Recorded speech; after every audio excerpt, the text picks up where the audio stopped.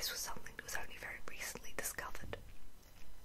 Many areas of London were overcrowded slums in the 17th century, and that's still true today. There was no sanitation, open sewers just flowed through the streets, and the cobbles would often be covered in both animal and human waste. London's City Corporation employed rakers to essentially scrape up the filth and transport it out of the city, and that's how Essex was created.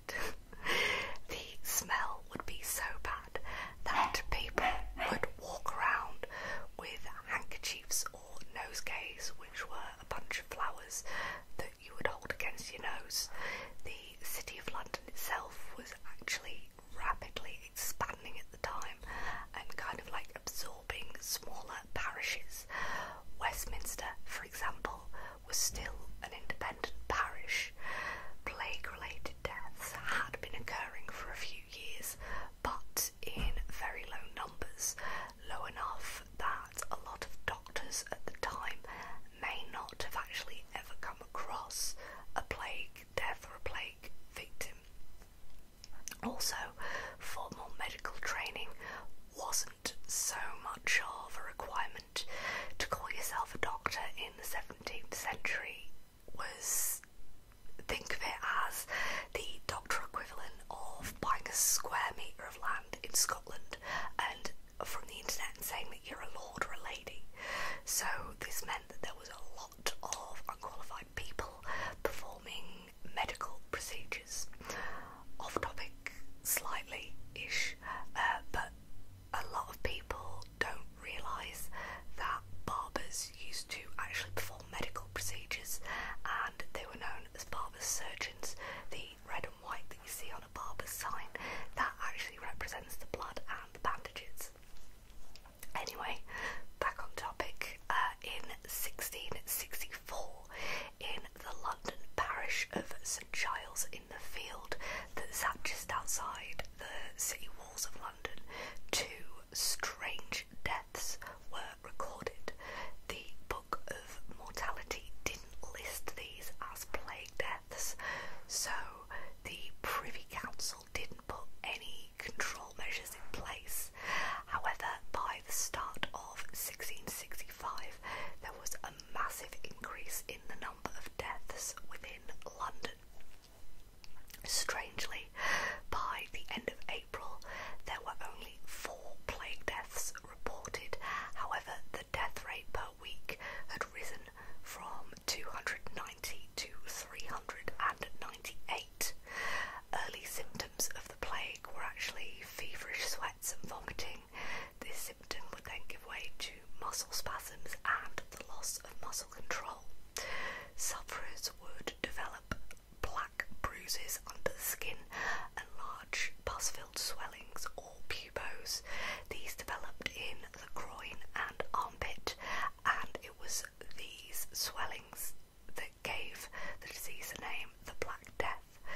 Initially, it was actually believed that if the pubos burst on the 4th day, then that meant that you might survive, though historians now know that most victims died within 5 days. So if you lived to the 4th day, you were probably going to survive.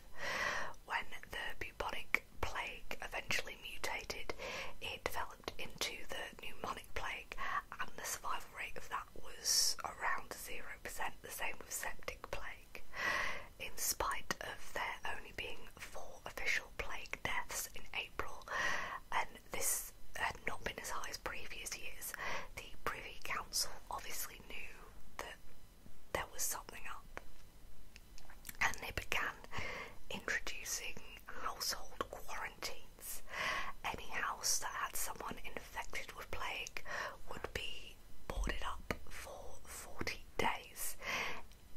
They would be boarded up in the house, and a red cross was painted on the door along with the words, "Lord have mercy upon us." The house would also be guarded to make sure that the inhabitants didn't leave, and also that no one entered the house. For those that were trapped inside, this was, as you can maybe imagine, just the most awful experience.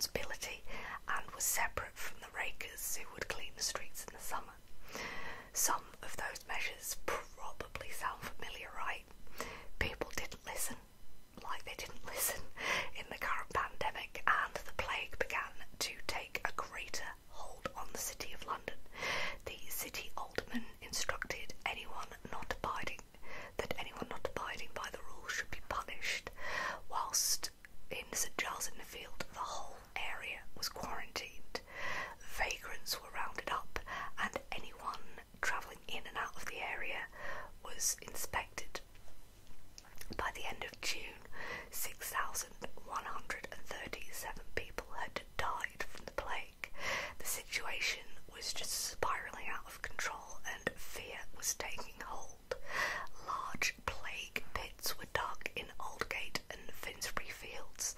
These were pits where the bodies could just be deposited and buried over. During the night, carts would come out to collect the bodies and they would cry, "Bring out your dead." You've probably heard that at some point. July saw the beginning of the mass exodus of London. Those who were rich and could afford to moved away, including King Charles II, who left for Salisbury, though he left there in September for Oxford after there were plague cases in Salisbury. The poor were left to fend for themselves, though notable members of the government did actually stay behind, including the Lord Mayor of London, and merchants and businesses were also closed. Some of the poor attempted to leave, but this was a lot harder as they wouldn't really have much to help themselves their new life. To leave the city of London, you needed a letter signed by the Lord Mayor to say that you were in good health, and these became very hard to get hold of. Eventually, the towns around London began just turning away people, even those with papers, because they were just sick of the influx of people. And this led to many poorer people dying of starvation and dehydration during the hot summer. By the end of July, 17,036 people had died. August would see cases climb even higher. The plague pit at Aldgate was dug deeper and eventually it hit groundwater, so no more bodies could be added, and when it was covered over it contained 1,114 corpses. And I couldn't do a history of the plague without mentioning plague doctors, the ultimate image of goth subculture and the unofficial mascot of a pandemic. Plague doctors wore a long ankle-length overcoat, a wide-brimmed hat which indicated that they were a plague doctor, and they had another outer coat as well, and of course the famous mask with the long beak-like nose.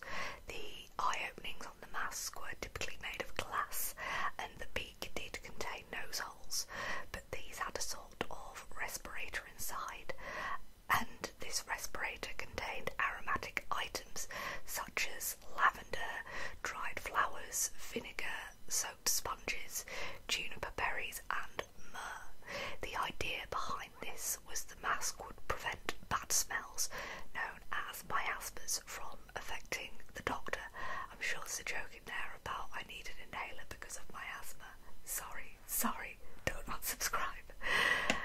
Miasma and miasmatic theory was a belief that infectious disease was caused by bad air, which was easy to believe given how bad the air was and the smell was within London. Miasmatic theory wasn't limited to infectious diseases like the plague, though. Obesity was also apparently caused by miasmas. These doctors were hired by cities to treat the plague, but in reality many were not actually qualified physicians. They were mostly just volunteers. Some would even attempt to charge families for cures, which didn't actually work. A few of the known cures for plague were things such as rubbing herbs or chopped up snake, if you had that available, onto the boils. You could also cut up a pigeon and rub that onto yourself. Drinking vinegar, you could drink crushed minerals, arsenic, mercury, or 10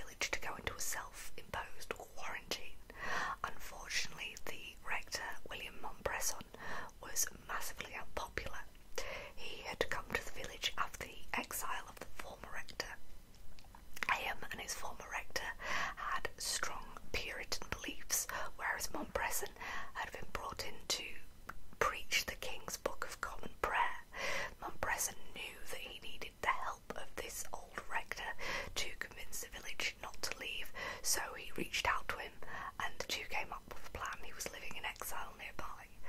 On June 24th, 1666, Montbrison announced that the village would be quarantining.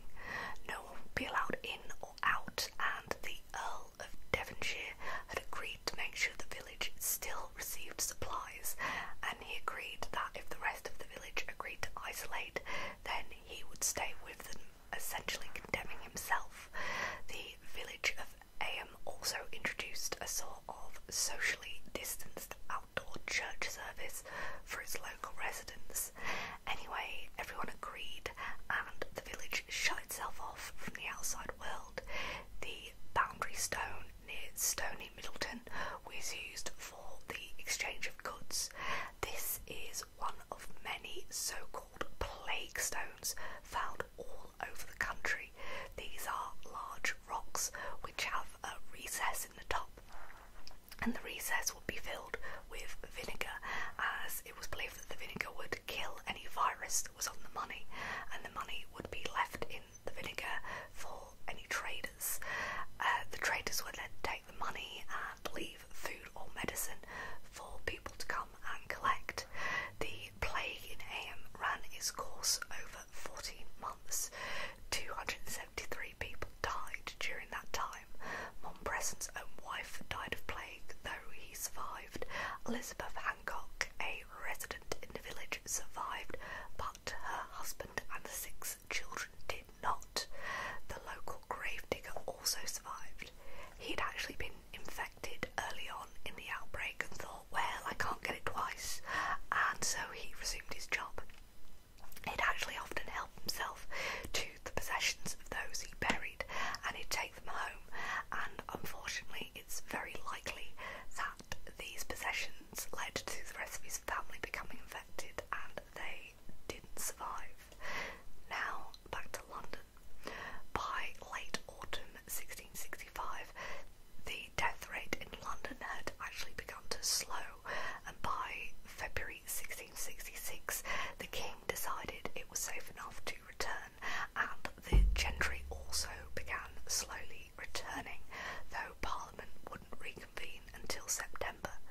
Over the course of 1666, outbreaks did happen sporadically, but quarantining measures did seem to be working. In total, 68,596 deaths occurred from the plague officially, but this number is fairly low.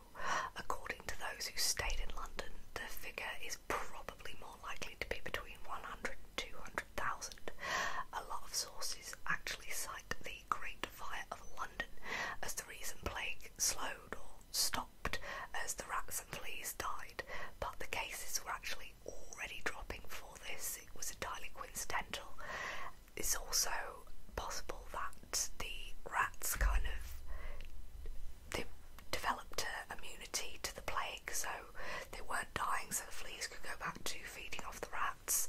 There were cases after the fire of London, and these were confined to the suburbs. The 1665/66 outbreak would actually be the last bubonic plague outbreak in Great Britain, though not in the world. There are still outbreaks from time to time. Following the plague, as life began to return to somewhat normal, a large-scale social and economic shift happened. Faith in religion decreased massively, due to the fact that if this plague was a punishment from God, why had he not listened to the prayers, and why had the self-flagellation many put themselves through, why had that done nothing? There was also a massive shortage of labourers and farm workers due to the number of people who did this type of job just now being dead, which meant it was easier for those who did survive to demand a higher wage. There was also a baby boom, as there often is after pandemics, and so as the kids were born and grew up, it all leveled out, so it didn't have as much of a shift as other plague outbreaks that I could find.